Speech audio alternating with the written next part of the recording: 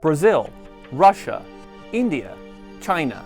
Wall Street calls them the BRICS. For the past decade, they were powerful engines of the global economy. The countries where growth just wouldn't quit. Well, not anymore. The BRICS are stalling, and they're stalling all at once. It began in China. China's growth rate is nearly 4 times that of the United States.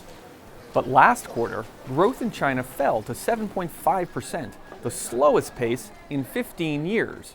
The problem is, what happens in China doesn't stay in China, it spreads. During the boom years, China bought huge amounts of basic commodities, things like iron and oil, to feed its factories. And that was great for the other BRICS, which sell those materials on world markets.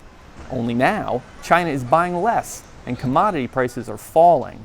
That's bad news for the other BRICS. But China's slowdown isn't the only problem. Another problem for the other BRICS is inflation. Inflation in one BRIC country is hitting 6.5%, 3 times the level in the US. And that's Brazil.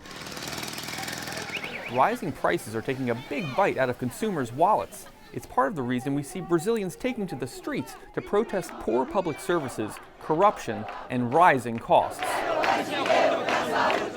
In India, the price of food keeps climbing, hitting the poor particularly hard. The economy there is now creeping along at just under 5%. Russia's oil wealth allowed it to prosper while the Eurozone sank into recession. But a lot of that windfall was spent, so Russia's economy is slowing, just later than it might have.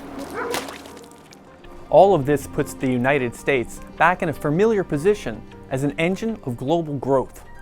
Take a look at the global financial markets. When the BRICS were hot, they attracted a lot of investor dollars, and stocks soared. Now, investors are pulling back. The Russian stock market is down nearly 10% this year, with Brazil down 22%.